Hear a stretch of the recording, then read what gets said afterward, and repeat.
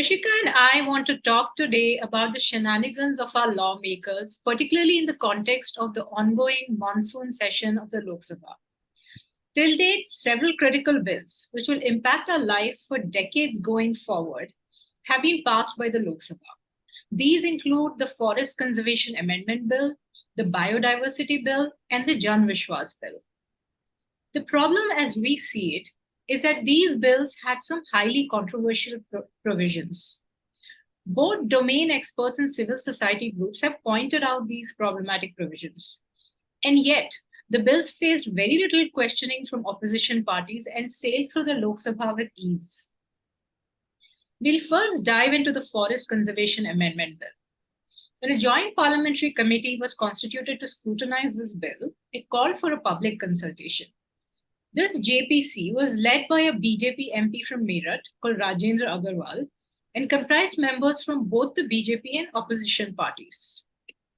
During these consultations, many groups, including conservationists, tribal groups, environmental lawyers, etc., objected to sections of the Forest Conservation Amendment Bill. But the JPC barely engaged with this criticism when recommending the bill for adoption. I'll give the floor to Rishika now, who has been tracking this bill closely. To begin with, Rishika, can you explain to us what the bill is about? So basically, the bill narrows down the definition of what a forest is by saying only those lands which are officially recorded as a forest in government records and which are officially notified will be covered under the Act. And this means that only these will require forest clearance permissions as per the Act.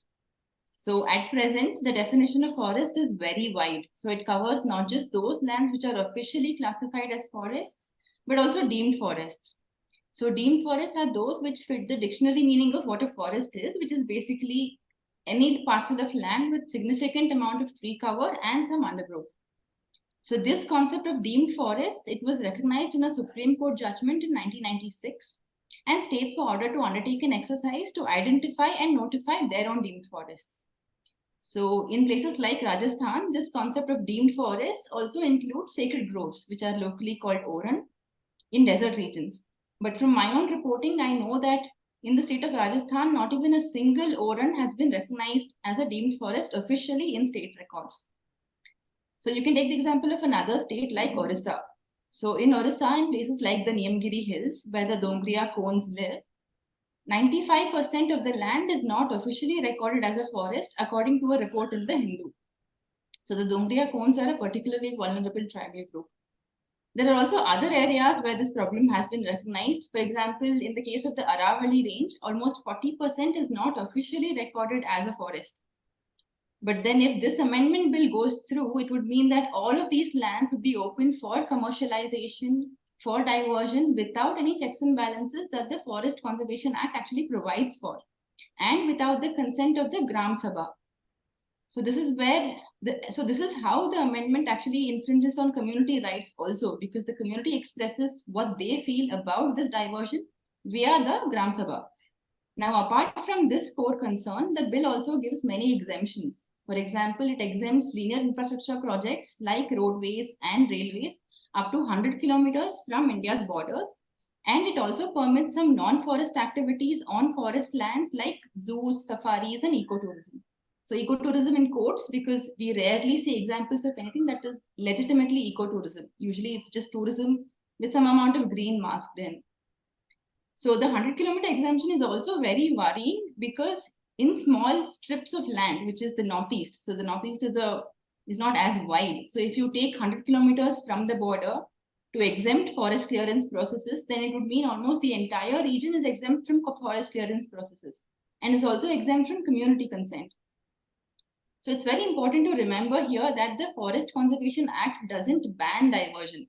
So we can all acknowledge that development can entail some environmental costs, but what the Act does is it puts in place some conditions and some restrictions to at least ensure that when you are diverting land, the damage you're causing is mitigated to some extent.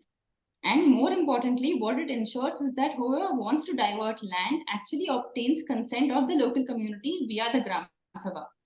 But the problem with this bill is that it does away with all of these protections. Thank you for explaining these issues, Rishika. The bill does look very problematic. But like I said earlier, it's not just the bill that is dodgy, it's also the parliamentary process that failed to identify and respond to these problems, even though civil society groups pointed them out. Can you talk a little bit more about how the parliamentary process has seemingly failed here? So the bill was first introduced in the Lok Sabha this March. It was immediately referred to a joint parliamentary committee, which comprises members from both houses of parliament and from across parties. And this was headed by a BJP MP. So now this process of referring the bill to a JPC was the first red flag, because ideally it should have gone to the relevant parliamentary standing committee. In this case, it's the Parliamentary Standing Committee on Science and Technology, Environment and Climate Change, which is headed by Jairam Ramesh. So this body, it has a very important oversight function to actually review bills. And the process of this body actually scrutinizing bills is widely considered good practice as per something called as pre-legislative consultation policy. But this oversight function of this important body was completely bypassed. And the same thing happened with the biodiversity bill also. So just as a side note, I want to explain what biodiversity bill does. So the biological diversity amendment bill, the most problematic aspect here is that it exempts users of codified traditional knowledge, which is basically the Ayush industry, Ayurveda, yoga, naturopathy. It exempts them from benefit sharing provisions. So what this means is that this particular industry doesn't have to share benefits it gains from accessing this traditional knowledge, for example, about herbs, with the local communities who possess this knowledge and often on whose lands these herbs grow. So while pushing through this bill, Bhupendra Yadav, the environment minister, he specifically referenced ease of doing business and ease of living. I want to flag this here because there are parallels with another bill, the Jan Vishwas Bill, which Priyanka will elaborate on. And these parallels, they are a big reason why we decided to do this explainer, because there are issues here that transcend beats like environment and health, and they spill over into parliamentary process. Now, coming back to the Forest Conservation Amendment Bill, so the first red flag was the bypassing of the Parliamentary Standing Committee. Now, the second red flag was the fact that the JPC cleared this bill without proposing a single change, despite it receiving 1,200 objections, 1,200 representations, sorry, which includes objections from conservationists, from tribal groups, from environmental lawyers, from citizen groups, and from activists. And also from my reporting, I know that the Environment Ministry interactions with it were not fruitful during the JPC process. So basically the JPC, it accepted ministry's inadequate justifications for the amendment, and it also accepted responses of the ministry which had no relation to any questions that were asked. So this raises serious concerns about integrity of the parliamentary process. Thanks, Rishika. It's really odd that the JPC, which includes opposition MPs, didn't feel the need to amplify the concerns of so many civil society groups. You mentioned that around 1,200 groups responded when the JPC reached out for public comments. And several of these people reached out with objections, and yet none of these objections made their way into the JPC report. But the travesty didn't end here. As you told me earlier, the bill was hardly even discussed in the Lok Sabha because of ongoing protests on the Manipur issue. So yes, at the moment, the members of the India Alliance, which is basically an alliance of opposition parties like Congress, TMC, DMK, JDU, they have called for a no confidence motion, which basically tests if the government has a majority in the Lok Sabha. But in this case, the aim seems to be to get the Prime Minister to speak about Manipur. And they are pushing for this no confidence motion to be tabled. So this pushing, it takes the form of shouting in the background. So when the Forest Conservation Bill was being discussed, many were shouting slogans related to Manipur, and they were also holding up posters saying India for Manipur. But they hardly engaged with the Forest Conservation Bill. So the entire debate in quotes on the bill, it lasted for less than 20 minutes, which was mostly consumed by the Environment Minister and his monologue and weak defense to criticism that the amendment bill is actually in conflict with Forest Rights Act. It was very glaring here that the Congress, which is the country's biggest opposition party, was entirely missing from this debate. So only two people spoke in response to critique, and they were from other parties, non-Congress parties. And this is the state of the opposition in the context of a bill which, at least in my view, proposes the biggest change to environmental governance in recent times. That's so worrying. While registering protests on the government handling of Manipur is obviously really important, and we all recognize that, So is discussing the Forest Conservation Amendment Bill. So is discussing the Biodiversity Bill and other critical bills. These bills will shape the lives of millions of Indians for decades to come. And yet, the opposition's engagement with these bills leaves a lot to be desired. Let me discuss the example of another bill here, the Jan Vishwas Bill. This is another incredibly critical bill. The goal of this bill is to decriminalize what it calls minor or procedural offenses from 42 different laws. Now, what does decriminalization mean? Well, a criminal offense is one for which the culprit can go to jail. This punishment is typically obviously reserved for the worst kind of offenses. For instance, an offense that actually causes physical harm to somebody else. So the premise of the Jan Vishwas Bill is that because so many Indian laws today date back to colonial times, a time when people had a different mindset, they propose criminal punishments for minor and procedural offenses that don't hurt anybody. Procedural offense could mean essentially that you forgot to fill a form. So the bill now wants to remove criminal punishments for these so-called minor offenses. And the 42 different laws from which it is removing these punishments includes the 1940 Drugs and Cosmetics Act, the 1986 Environment Protection Act, the 1981 Air Prevention and Control of Pollution Act, and the 1952 Cinematograph Act. The BJP has repeatedly framed the Jan Vishwas Bill as something that will improve ease of doing business for the small and mid-sized industry and also improve ease of living for the common man. These phrases, if we go back to earlier in this recording, the phrases ease of business and ease of living were also used by the Environment Ministry in describing the Biodiversity Bill. In fact, while introducing the bill in the Lok Sabha, Piyush Goyal, who was speaking as the Minister of Commerce and Ministry, kept using the phrase Samanya Admi or common man, who he says will now be protected from needless harassment thanks to this bill. So this doesn't sound very bad. So why would you want to jail a small business owner for a very minor offense? And it would make sense to just impose small fines and not jail terms on these people. But I'm sure there's more. Like, can you explain? Yeah, there is more to this. Unfortunately, decriminalizing minor offenses is not all that the Jan Vishwas Bill is doing. Piyush Goyal's framing of the bill in the parliament is actually somewhat misleading. So let me give you an example of one of the offenses that the Jan Vishwas decriminalizes, or rather it compounds this offense. This is the offense of making a substandard drug. Now, substandard drug is one which does not meet minimum quality standards which are legally prescribed in this country. Now, until today, the Drugs and Cosmetics Act, which was made in 1940, allowed drug regulators to push for jail terms for those who manufacture substandard medicine. Jan Vishwas says that manufacturers can now escape jail term by paying money, thus implying that manufacturing substandard drugs is a minor offense or a procedural offense which doesn't really hurt anybody. This assumption is obviously false. Anyone who understands drug quality at all will tell you this. Just as an example, consider that you're getting an injection when you're sick. Now, this injection could be anything. It could be the painkiller paracetamol, it could be the antibiotic ciprofloxacin, or it could be a steroid. Now, steroids are, if you remember, one of the medicines which are very widely given during the COVID pandemic to patients who are either moderately or severely ill. Now, imagine this injection which you're getting is contaminated with bacteria. Okay, such an injection can easily kill you because it is introducing the bacteria directly into your bloodstream. So this is a substandard drug. And this is the kind, and manufacturing a drug like this is what Jan Vishwas is saying is a minor offense. So one would think that some of the opposition MPs would have pointed this out in the parliament. Instead, Piyush Goyal got away with misframing the bill. There was hardly any debate on it. And the focus of opposition MPs seems to exclusively be on Manipur right now.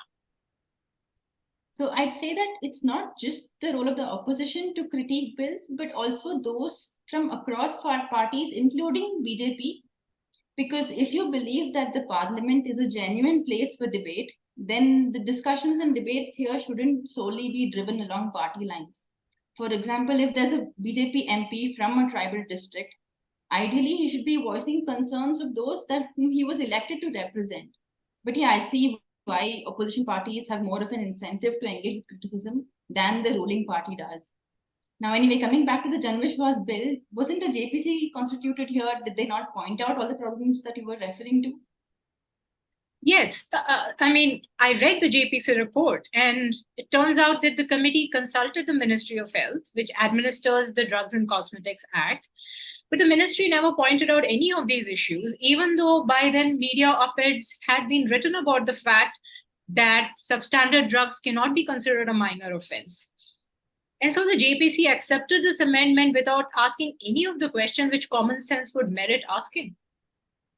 So, yeah, clearly there's a problem with both the ability of the opposition to examine bills and also to push back against misframing of bills. So talking about misframing, this happened with the Forest Conservation Amendment Bill also. So when explaining provisions of the bill, the Environment Minister, he referenced how the amendment would enable building of schools in places like Jharkhand, especially for girls' education. Now, I'm not saying this is not possible. It's definitely possible that the bill can open up forest lands for provision of welfare services like schools, like hospitals. But there's nothing that suggests that this was the aim.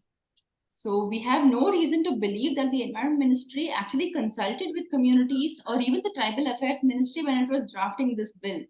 In fact, the Tribal Affairs Ministry actually raised concerns with the JPC, saying that they are concerned that the Forest Rights Act could be infringed because of this amendment.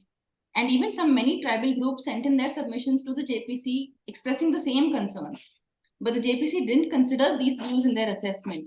And when the JPC actually undertook a study tour to gather views, it did not consult with communities or, for that matter, even conservationists or environmental lawyers who had earlier written to it. So it only met and discussed with some state governments and some organizations like Border Roads Organization, ONGC, like companies like ONGC, and also Indian Bureau of Mines. So this means that the concern that forest lands would be opened up for rampant exploitation, that is exploitation without any environmental checks and balances, and also without community consent, is very much alive. And this goes against the framing of the bill that it will enable developmental gains for communities who actually need it the most.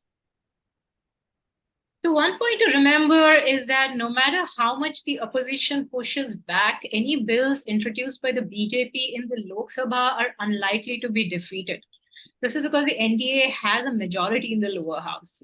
Of course, as you said earlier, the burden of fine-tuning or pointing out problematic provisions shouldn't be the opposition's alone.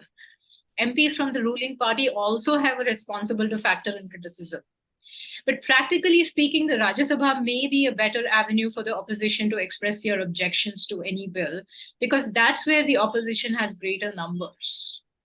Yeah, I agree. I agree with the numerical calculation, but I also think the government shouldn't be able to get away without addressing serious criticisms of its bill in the lower house of the parliament, which represents the people.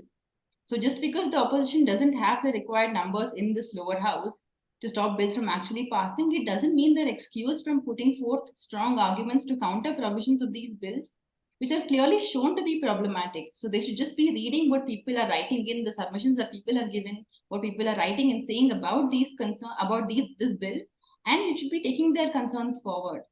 But I think one reason why the opposition isn't doing this is because they have a larger goal here. So they want to highlight the human rights issues in Manipur, and they want to force the Prime Minister to speak about it by calling for a no confidence motion. But I still expect to see some debate in Rajya Sabha this week, definitely more than what happened in the Lok Sabha. I think that's the best we can hope for now, Rishika, that the dynamics of the Rajya Sabha are different from the ones in the Lok Sabha, and that leads to these bills getting the due attention they deserve in the coming days. Yeah, let's see and let's hope. So we both will be tracking Rajya Sabha proceedings this week and all three bills, the Forest Conservation Amendment Bill, the Biological Diversity Bill, and the Jan Vishwas Bill. And we hope to be back with another explainer soon. Thank you for listening. Thank you.